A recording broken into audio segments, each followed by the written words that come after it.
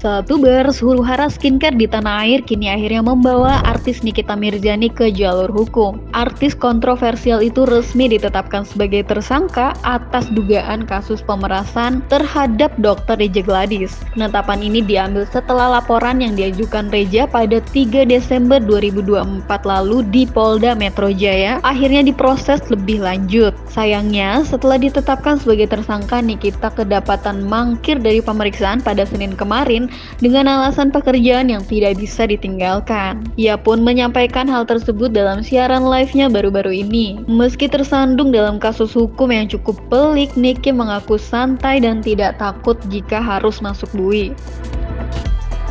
Usut punya usut, kasus ini bermula dari live TikTok Nikita Mirzani yang berulang kali diduga menyindir sejumlah pebisnis skincare yang diduga curang, termasuk menyindir Reza Gladys. Awalnya Reza memilih diam, namun lama-kelamaan ia merasa harus mengambil tindakan hukum. Bersama tim kuasa hukumnya Julianus, Reza pun akhirnya membawa kasus ini ke ranah hukum yang sukses menjadikan sang artis sebagai tersangka. Nikita dilaporkan atas dugaan pemerasan dan pencucian uang dengan ancaman hukuman maksimal 20 tahun penjara. Perlu diketahui secara bersama-sama untuk rekan-rekan media terkait perkembangan penyidikan laporan dugaan tindak pidana yang dilaporkan oleh klien kami. Terakhir perkembangannya sudah dilaksanakan oleh penyidik gelar perkara, dan kemudian hasil dari gelar perkara tersebut menaikkan status 2 orang saksi menjadi tersangka. Ya, itu pertama ya. Nah, kemudian informasi yang kami dapatkan dari penyidik secara lisan bahwa diadakan pemanggilan lanjutan setelah ditetapkannya 2 orang ini menjadi tersangka, yaitu inisial NM dan inisial IM. Lalu ada permohonan dari kedua orang tersangka ini untuk meminta pengunduran hadir di penyidik sampai dengan tanggal 3 Maret 2025. Ya, itu informasi yang saya pikir teman-teman media juga sudah tahu ya. Tapi dalam hal ini perlu kami sampaikan bahwa asas presumption of innocence, ya, asas praduga tak bersalah itu kami hormati ya. Kami sebagai penasihat hukum dari klien kami sangat menghormati itu. Tetapi penyidik dalam hal ini dilindungi dalam satu konstitusi Undang-Undang Nomor 2 Tahun 2002 dalam pasal 18 memiliki kewenangan untuk menilai apakah permohonan untuk diundurkan hadirnya kedua orang tersangka ini dapat diterima atau tidak dapat diterima.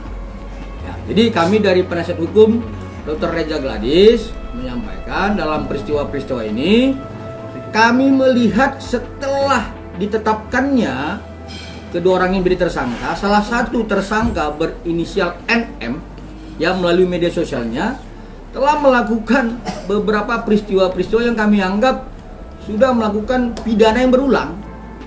Nah, itu yang pertama.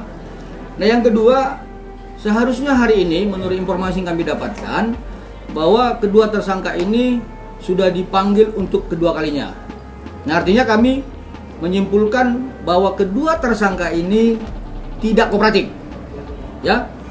Kemudian yang harus teman-teman media pahami, dari beberapa terlapor, salah satu barang bukti, ya saya buka ini ya, salah satu barang bukti yang dimiliki, yang sudah disita oleh penyidik dengan inisial Dr. O, ya, barang bukti handphone milik Dr. O itu besoknya, ya, setelah Dr. O ini dipanggil, besoknya dia melakukan permohonan pinjam pakai dan dia diizinkan ya oleh atasan penyidik.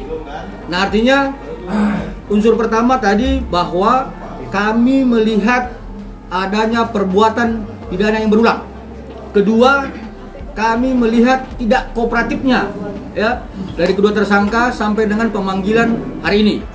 Ketiga, kami meragukan bahwa dengan kejadian pinjam pakai barang bukti yang dimohonkan dan diizinkan oleh atasan penyidik terkait handphone milik Dr. O ini, kami khawatirkan adanya penghilangan barang bukti. Ya, terhadap itu maka teman-teman media harus paham dari unsur subjektif yang diatur dalam pasal 21 ayat 1 KUHP sudah terpenuhi menjadi unsur objektif. Maka ini harus ditahan. Ya. Yang kedua, unsur objektif yang terkait di dalam pasal 21 ayat 4 disebutkan dengan ancaman di atas 5 tahun, ini juga sudah terpenuhi. Maka menurut kami tidak ada lagi alasan bagi pihak penyidik untuk tidak melakukan upaya-upaya paksa ya terhadap kedua tersangka untuk kemudian melakukan penahanan terhadap kedua tersangka agar kepentingan hukum dan kepastian hukum dapat dijamin untuk seluruh warga negara karena ada azas equality before the law yang harus dihormati penyidik. Oke, jadi secara hukum normatif dalam hukum acara saya pikir tidak ada alasan lagi ya, tidak ada alasan lagi untuk bagi penyidik tidak menahan ya seperti yang saya sampaikan tadi karena unsur subjektif dan objektif telah terpenuhi.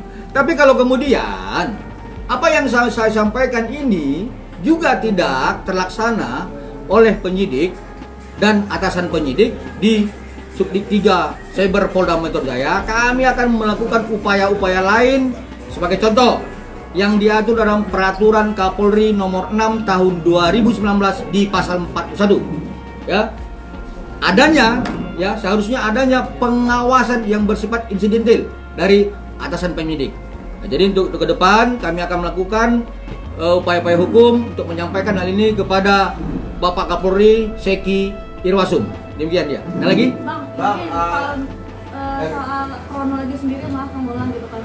Diki sempat ngomong bahwa kenapa adanya ini semua karena dia bilang mengantongi produk berbahayanya Dr. Reza Gladys berupa jarum suntikan yang katanya tidak boleh diperdagang bebaskan di e-commerce. Itu gimana Bang? Atau klarifikasi dari dokter sendiri? Baik, jadi sebenarnya ini kan sudah masuk dalam materi pokok perkara ya. Tapi sedikit saya sampaikan. Sebenarnya kalau misalnya ada yang mengatakan bahwa klien kami ini melakukan penjualan terkait produk ilegal, pertama laporkan, itu ya, laporkan.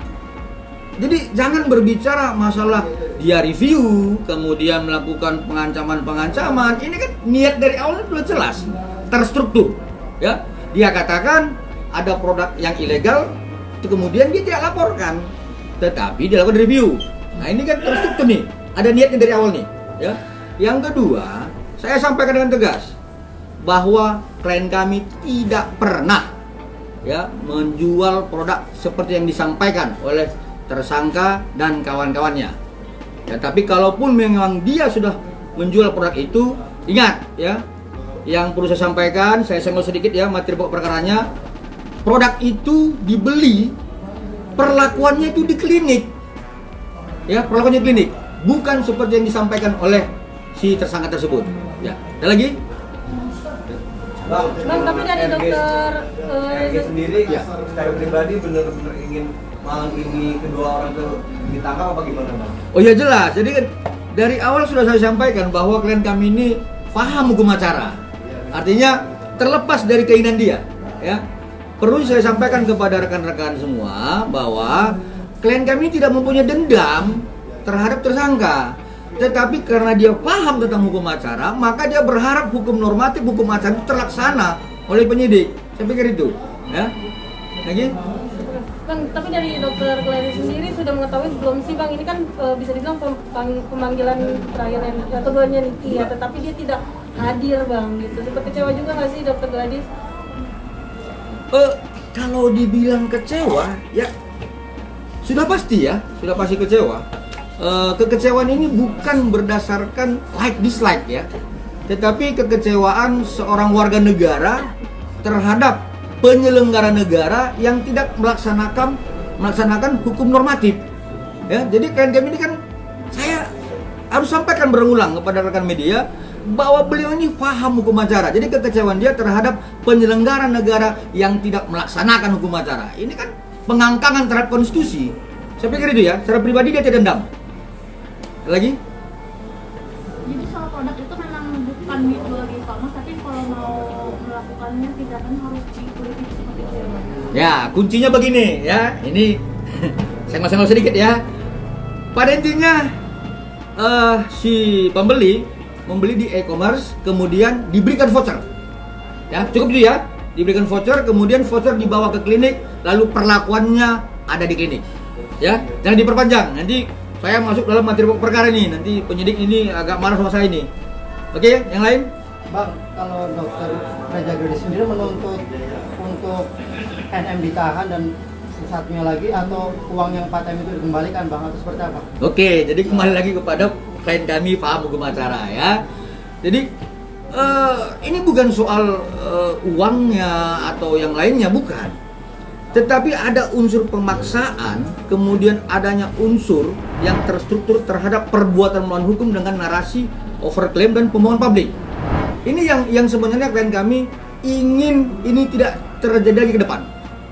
Ya, bukan soal yang disampaikan oleh ya masyarakat di media sosial, bukan seperti itu.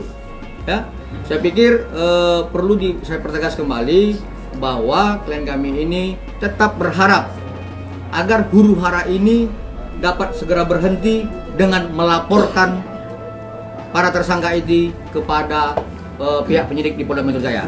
Saya pikir itu. Oke, Bang. Bang, Ini kan begini. sendiri nggak mengharapkan uangnya kembali, Bang. Dengan kata lain kayak gitu. Kalau saya pribadi ya saya perlu dong kan. Tetapi kalau klien kami ini kan tetap mengacu kepada hukum acara. Soal itu biar nanti upaya-upaya hukum lainnya kami lakukan seperti gugatan perdata dan sebagainya. Seperti itu. Bang, kembali untuk paten atau lebih, Bang, karena kan pasti banyak kerugian kan dari dampak yang dilakukan oleh NM sendiri. Ya, secara tidak pidananya, dugaan tidak pidananya itu jelas yang sebagaimana disampaikan oleh Humas Polda Metro Jaya itu sebesar 4M. Tetapi kerugian material dan imaterial yang lainnya itu pasti lebih. Nanti kan upayakan dalam gugatan perdata, ya. Bang, balik lagi Bang ke kronologinya sendiri kan ketika Bang Fahmi itu berstatement jika awalnya tektokannya hanya IM dan RG. Nah, tidak mengenal sosok RG, NM sendiri. Gimana nih Bang? Memangkah dari awal memang tektokannya sama IM, baru kemudian ke NM atau seperti apa sih Bang? Ya, jadi memang rekan-rekan media ini kan suka kali masuk dalamnya. Tapi saya senggol-senggol ya. Sebenarnya peristiwanya itu ada 4 peristiwa hukum. 1 tertanggal 27 Oktober. Ya, ini peran utamanya adalah Dr. O. Oke. Kemudian peristiwa 13 November. Ya, terlibatnya tersangka dengan inisial IM. Ya. Kemudian peristiwa tanggal 14 terjadinya peristiwa transaksi dan pemberian. Oke. Kemudian peristiwa tanggal 27 November itu terkait Dr. S. Ya, jadi saya tidak masuk terlampau dalam. Inilah 4 peristiwa yang kemudian harus dikaitkan oleh penyidik untuk ya kembali saya beri tambahan ya. Sebenarnya saya juga sebagai penasihat hukum dari klien kami keberatan terhadap hanya ditetapkannya 2 tersangka seperti itu. Ya. Jadi seharusnya dengan 4 peristiwa yang sudah disampaikan oleh klien kami dalam berita acara pemeriksaan dan klarifikasi dan berita acara pemeriksaan tambahan lanjutan setelah para tersangka dan terlapor yang lainnya diperiksa, klien kami diperiksa lagi. Ya, saat itu saya juga curiga ini ada apa gitu ya. Tetapi klien kami menyampaikan dengan peristiwa yang sebenarnya dan kami beranggapan ya harus tidak boleh 2 tersangka di situ karena ada 4 peristiwa yang terjadi. Demikian ya. Bang, berarti ini sekali lagi bukan dalam waktu yang cukup singkat ya Bang? Dimulai dari November berarti ya? Oktober, 7 ya, Oktober. Dimulai dari Oktober sampai November, 13 November. November, Desember, Januari, Februari, 5 bulan, 4 bulan ya Bang? Kalau laporannya kan 3 Desember nih, 2004. 3 Desember. Kan karena kan banyak begini, banyak bilang, kok giliran yang ini cepet banget sih naiknya, statusnya segala macam gitu kan? Oke. Kalau sesuai dengan ketentuan hukum, langkahnya seperti apa? Atau memang cukup 2 alat bukti atau segala macam gitu? Oke, baik. Jadi saya sampaikan kepada rekan-rekan media, banyak memang laporan masyarakat ya, lapor dugaan pidana ini prosesnya lambat, ya banyak seperti itu. Tapi ya saya harus sampaikan bahwa mungkin alat bukti dan barang bukti yang disampaikan oleh pelapor itu sifatnya kabur, ya obskaliber ya. Tetapi klien kami ini menyampaikan barang buktinya sebagaimana pasal 39 KUHP itu dengan terang benderang. Ya, kemarin Humas Polda Metro Jaya kan sudah sampaikan ada 9 barang bukti. Ya, hasil tangkapan layar percakapan ya, kemudian hasil rekaman dan sebagainya. Nah, 9 barang bukti ini kalau dalam pasal 184 KUHP itu dimasukkan ya, di-compare ya. Ketika ini sudah terpenuhi minimal 2 alat bukti, maka penyidik dapat menetapkan tersangka. Seperti itu. Jadi mulai tanggal 3 Desember kita buat laporan, kemudian tanggal 30 Desember itu kami menerima SPDP dan SP2HP bahwa sudah dilakukan gelar perkara dan dinaikkan status dalam tingkat sidik. Itu 30 Desember, berarti 27 hari ya. Artinya barang bukti yang terang benderang yang dikatakan Humas Polda Metro Jaya ada 9 barang bukti itu dalam waktu 27 hari divalidasi. Ya, divalidasi oleh penyidik. Sebenarnya kalau saya penyidik itu cukup 5 hari. Kenapa? Ini terang benderang. Ya, tetapi ya sudahlah. Ini penyidik saat itu kan ingin bahwa ini tidak ada upaya-upaya hukum prapit atau upaya hukum perawan yang lain dari ya tersangka yang akan ditetapkan dalam gelar perkara. Seperti itu dia. Nah, kemudian tanggal 30 Desember setelah kami menerima SPDP dan SP2HP, lalu 1 bulan kemudian dilakukan gelar perkara ya beberapa waktu yang lalu. Nah, ini kan sudah 1 bulan lebih. Nah, kalau banyak ada yang menyampaikan ini terlampau cepat dan sebagainya, saya pikir itu yang tidak paham hukum acara itu. Ya, yang pasti adalah barang bukti yang kami sampaikan itu terang benderang kemudian divalidasi dalam proses lidik menjadi alat bukti yang sangat terang benderang. Demikian. Penetapan status ini pun seolah menjadi puncak dari berbagai kontroversi yang melibatkan Niki dalam beberapa waktu terakhir. Apalagi sebelumnya ia juga sempat membuat heboh dengan pasang badan membela dokter detektif alias doktif dalam kisruh produk skincare di Indonesia. Nikita bahkan terang-terangan menyentil BPOM terkait kelolosan produk berbahaya di pasaran.